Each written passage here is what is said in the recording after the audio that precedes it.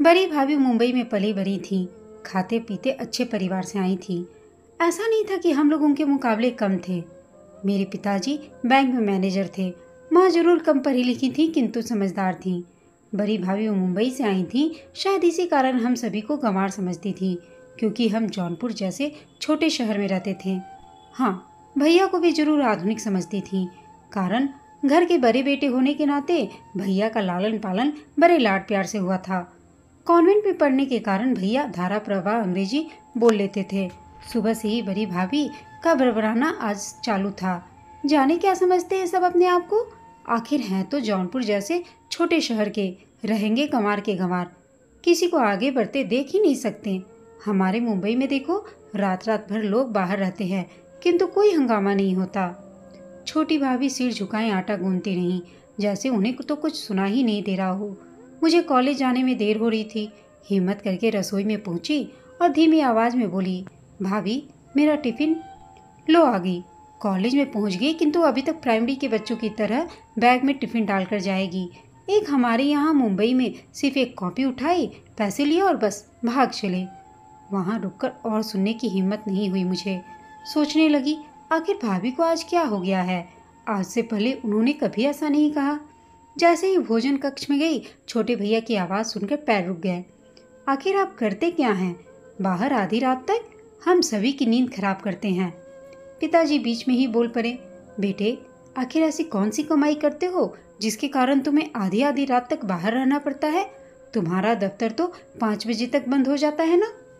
पिताजी, दफ्तर के बाद कभी मीटिंग होती है, बड़े बड़े लोगों के साथ उठना बैठना पड़ता है। आगे बढ़ने के लिए आखिर उनके तौर तरीके भी तो सीखने पड़ते हैं, बड़े भैया ने अत्यंत धीमी आवाज में कहा। पिताजी के सामने किसी की हिम्मत नहीं पड़ती थी तेज आवाज में बोलने की।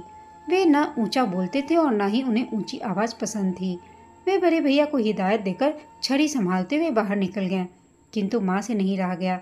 उन्होंने बड़े भैया को डांटते हुए कहा, तुझको पिताजी से झूठ बोलते शर्म नहीं आती?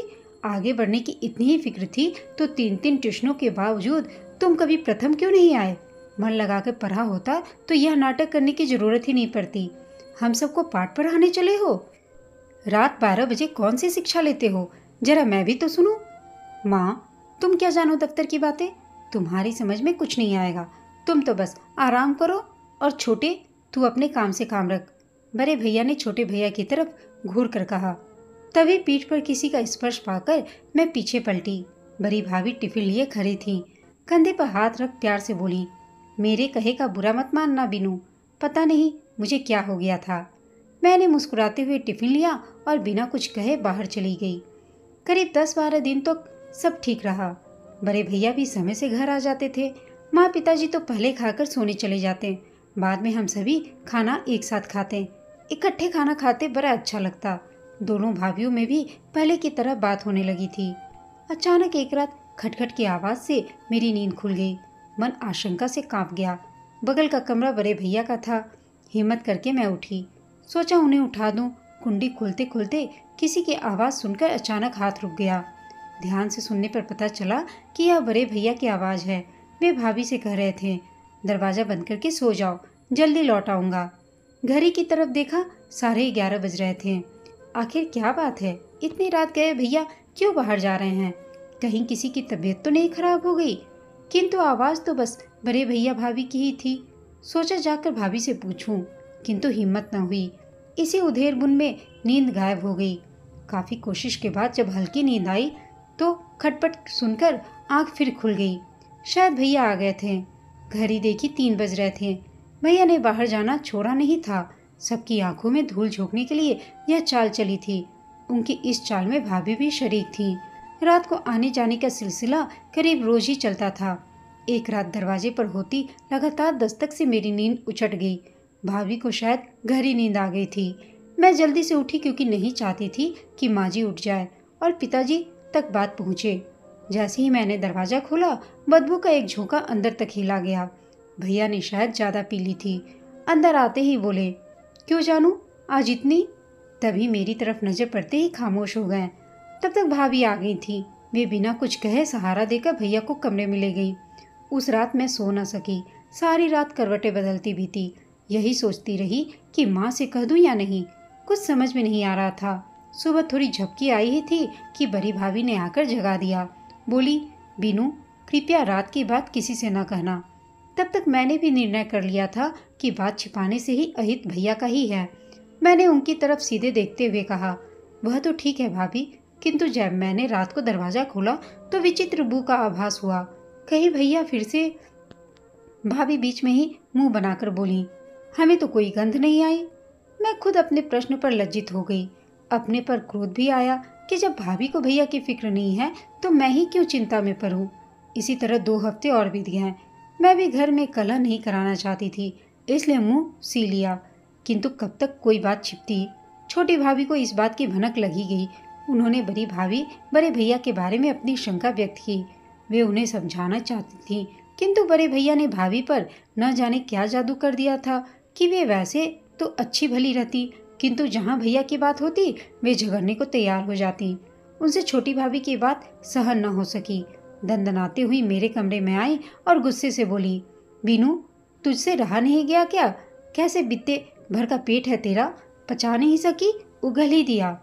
माँ वहीं बैठी थी। वे आश्चर्य से कभी मुझे तो कभी भाभी को देखने लगी।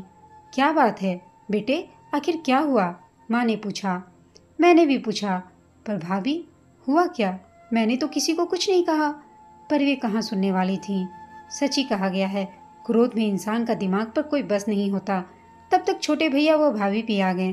गनीमत यह थी कि पिताजी शहर से बाहर गए हुए थे और बड़े भैया सो रहे थे। छोटे भैया ने माँ को धीरे से सब बता दिया। फिर भाभी से बोले, आप समझती क्यों नहीं है भाभी, रात देर से घर आना कोई अच्छी बात नहीं है। अच्छा बुरा वे खूब समझते हैं अपना। साहब बनने के लिए बड़े लोगों के साथ उठना बैठना तो पड़ेगा ही, वरना कौन तरक्की देगा। भाभी बोली। माँ से सहन नहीं हुआ। उन्होंने जोर से कहा, ऐ बहू, रात देर से आने से लोगों की तरक्की होती है, यह एक नई बात सुन रही हूँ। नहीं नहीं, यह सच है माँ। आप पुराने विचारों की हैं। आपको क्या पता, जब तक बड़े लोगों के साथ पियो पिलाओ नहीं, अवसर ही नहीं मिलती। तैश में भाभी के मुंह से खुद ही सारी बात निकल गई। ओह, तो आपको पता है कि वे पीकर आते हैं? छोटे भैया ने पूछा। थोड़ी बहुत साथ देने के लिए चख ली तो क्या बुराई है। मुंबई में तो हर नौजवान बियर पीता है और मेरे भाई भी खुद पीते हैं। भाभी से बात करना अपना माथा फोड़ना था। तब तक शोर सुनकर बड़े भैया भी आ गए। उन्हें देख छोटे भैया ने कहा, कल आपके दोस्त अजय मिले थे। उन्होंने बताया कि आजकल आपके पास बहुत पैसा रहता है। क्या कोई दूसरी नौकरी मिल गई है? सुनो भाभी, वे बोल रहे थे कि आपके पिताजी 1000 रुपये महीना जेब खर्च भेजते हैं। उन्होंने बड़े भैया की उपस्थिति में भाभी से स्पष्टीकरण मांगा। छोटे भैया की बात सुन बड़ी भाभी ने पहले तो नज़र भर बड़े भैया को देखा, फिर जोर से हंसकर हाँ में सिर हिला दिया। बात तो स्पष्ट थी, किंतु बड़े भैया ने ऐसा जाल उन पर फेंका था जिससे बड़ी भाभी जैसी नारी का बचना निकलना मुश्किल था। वे यह सोचकर खुश थी कि उनका पति कितना अच्छा है, जो बिना कुछ पाए ही उनके पिता की प्रशंसा का ढिंढोरा पीट रहा है। यही कारण था कि इतने गंभीर प्रश्न को भी उन्होंने हंसी में उड़ा दिया। उन्होंने मस्तिष्क पर तनिक भी जोर न डाला कि आखिर पैसों की बारिश हो कहाँ से रही है। देवर का मुंह हाँ कहकर बंद कर दिया था। भाभी पति की तरफ अपार कृतज्ञता से देख रही थीं। माँ यह सब सुनकर सन्न रह गई। उन्होंने अपना माथा पीट लिया। क्यों बरे, क्या यही दिन देखना रह गया था? क्या कमी थी जो इस नीच हरकत पर उतर आया है? अगर यही करना है तो जा, बन जा घर जमाई। यहाँ यह सब नहीं होगा, समझे? कहकर रोते हुए वे अपने कमरे में चली गईं। छोटे भैया और भाभी भी धीरे से खिसक लिए। माँ की बात सुन बड़े भैया कुछ अनमने से हो गए, किंतु भाभी ने उन्हें संभाला। क्यों चिंता करते हैं, सब ठीक हो जाएगा।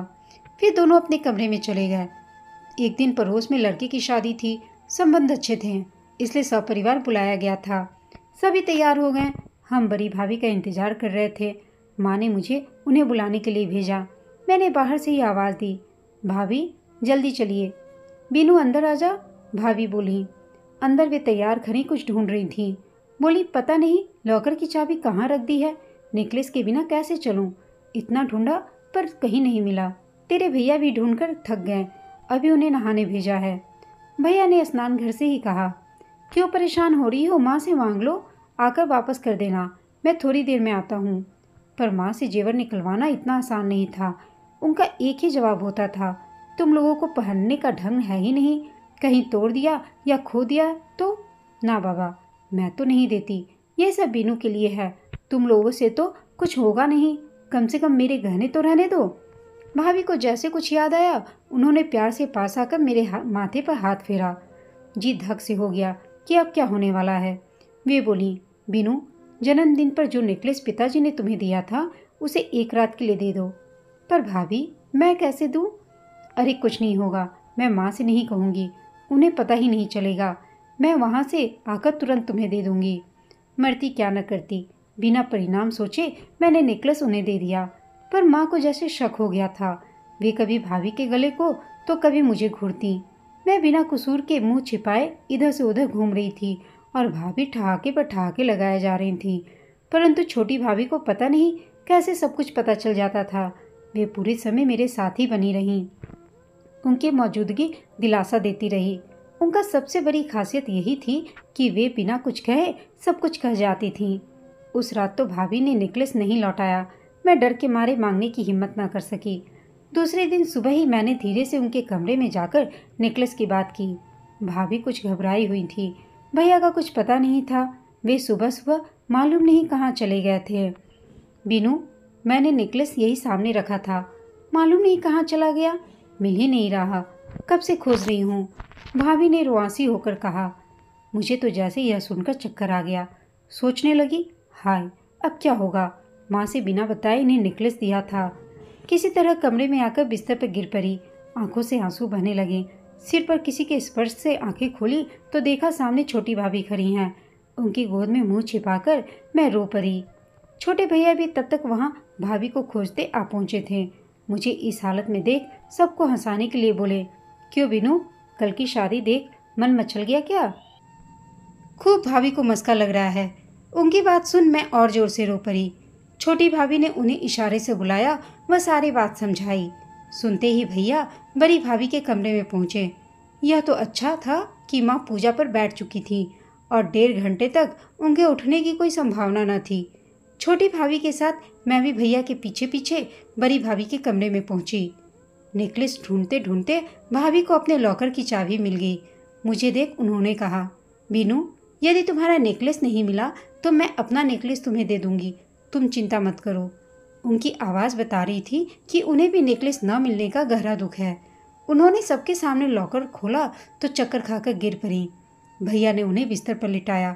छोटी भाभी मुझे छोड़ उनकी तरफ लपकी और मैं पानी लेने दौड़ पड़ी।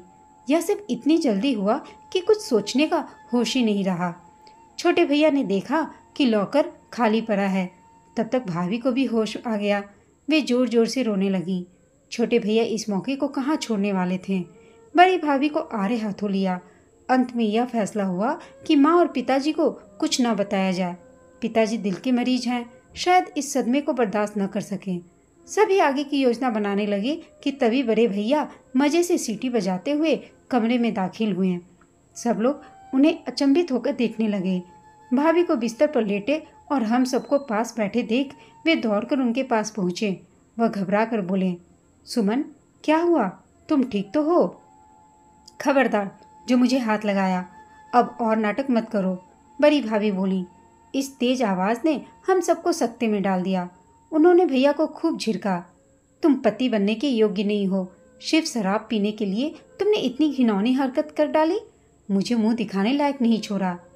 भैया, सुमन सुनो तो कहते रहें, किंतु भाभी पर तो जैसे भूत सवार था। तब भैया फौरन बाहर जाने को पलटे। भाभी बोली, खबरदार जो एक कदम भी आगे बढ़ाया। इस आवाज़ ने भैया के पैरों में जैसे जंजीर डाल दी। बड़े भैया आश्चर्य से पत्नी को देख रहे थे। उन्हें विश्वास नहीं हो रहा था कि जो पत्नी उनके आगे पीछे गौ की तरह दुम हिलाती थी, आज शेरनी कैसे बन गई। तब तक भाभी के कहने पर छोटे भैया ने बड़े भैया की तलाशी ले डाली। उनकी जेब से रुपयों की गड्डी तथा एक रसीद मिली। यह देख भाभी सिर पकड़कर वहीं बैठ गई। छोटे भैया रसीद व रुपये लेकर तुरंत बाहर निकल गए। बड़े भैया भी पीछे पीछे पता नहीं कहाँ चल पड़े। करीब आधे घंटे में छोटे भैया नेकलेस व भाभी की बालियां लेकर लौट आए। उन्होंने बताया कि भैया ने भाभी के सारे गहने उसी सुनार के यहाँ गिरवी रख छोड़े हैं जहाँ नेकलेस दिया था। भाभी के तो आंसू ही नहीं रुक रहे थे। अचानक छोटी भाभी कमरे में चली गई। कुछ देर बाद लौटी तो उनके हाथों में कुछ रुपये थे। उन्होंने रुपये पति को देकर कहा, जितने भी गहने आ सकते हैं ले आइए। तब तक मैं भी अपनी जमा राशि ले आई थी। बड़ी भाभी ने हम दोनों को लिपटा लिया और जोर से रो पड़ी। हम सबको भी रोना आ गया। छोटे भैया ने बात संभाली। उन्होंने फिर से सबको सचेत किया कि माँ को भनक तक नहीं लगनी चाहिए। बड़ी भाभी दिन भर कमरे से बाहर न निकली। माँ 2-3 बार देखने भी आई, पर उन्होंने बीमारी का बहाना बना दिया। उनके 1 वर्ष के बेटे को छोटी भाभी ही संभाले रहीं। छोटे भैया ने बड़ी भाभी के व अपने खाते से रुपये निकालकर भाभी के सारे गहने शाम तक ला दिए। बड़े भैया का रात भर कुछ पता न चला। सुबह सुबह उनके दोस्त अजय ने आकर खबर दी कि वे भैया को अस्पताल में दाखिल करा कर आ रहे हैं। उन्होंने बताया कि बड़े भैया अपने किए पर इतना शर्मिंदा थे कि सुबह से ही शराब पी रहे थे। रात बेहोशी की हालत में उन्हें अस्पताल में दाखिल करवाया। ज़्यादा पीने से उनके एक गुर्दे ने काम करना बंद कर दिया है। रात भर वे वहीं थे। डॉक्टरों ने ऑपरेशन कर दिया है। वे अब खतरे से बाहर हैं। अभी हम सब यह बुरी खबर सुन ही रहे थे कि नौकर ने आकर खबर दी कि पिताजी ने छोटे भैया को अपने कमरे में बुलाया है। सुनकर सभी घबरा गए। छोटे भैया ने सबको शांत किया और ऊपर आ गए। हम सब से रहा न गया। सभी दबे पांव पिताजी के कमरे के बाहर जा पहुंचे। माँ भी वहीं थी। पिताजी ने शांत स्वर में पूछा, पैसों की इतनी ज़रूरत आन पड़ी थी कि इतने सारे रुपए एक साथ तुमने व बहू ने निकाले? सबका खाता उसी बैंक में था जहां वे मैनेजर थे। कैशियर छोटे भैया को पहचानता था। चापलूसी के कारण शायद उसने सारी बात पिताजी को बता दी थी। छोटे भैया ने सारी बातें पिताजी को बता दी। बस नेकलेस की बात छिपा गए। माँ तो सुनकर हाय हाय करने लगी, किंतु पिताजी ने उन्हें डांटकर चुप करा दिया। फिर बोले, मुझे खुशी है कि छोटे ने इस विपत्ति में हिम्मत और समझदारी से काम लिया। चलो अस्पताल चलते हैं, शायद अब उस नालायक को भी सद्बुद्धि आ जाए। हम सभी अस्पताल पहुंचे। पहले भैया हम सबसे मिलने को तैयार ही न हुए, किंतु उनके दोस्त अजय के बहुत समझाने पर मिलने को राजी हो गए। वे किसी से आंखें नहीं मिला पा रहे थे। दोनों हाथों से मुंह ढककर रो पड़े। उन्हें रोते देख हम सब रो पड़े। पिताजी उनके सिर पर हाथ फेरते रहे। माँ उनके आंसुओं को पोंछती हुई चेहरा भिगो रही थी। आखिर बड़े भैया बोले, मुझे जीने का कोई हक नहीं है। मैंने सबके विश्वास को धोखा दिया है। नहीं बेटा, ऐसे नहीं कहते। जब आँख खुले तभी सवेरा। देखो यह क्या करिश्मा है कि समय रहते तुम्हें सद्बुद्धि आ गई। पिताजी ने उन्हें धीरज बंधाया। हम सभी की आंखें भरी थी, पर आंसू अब गम के नहीं खुशी के थे।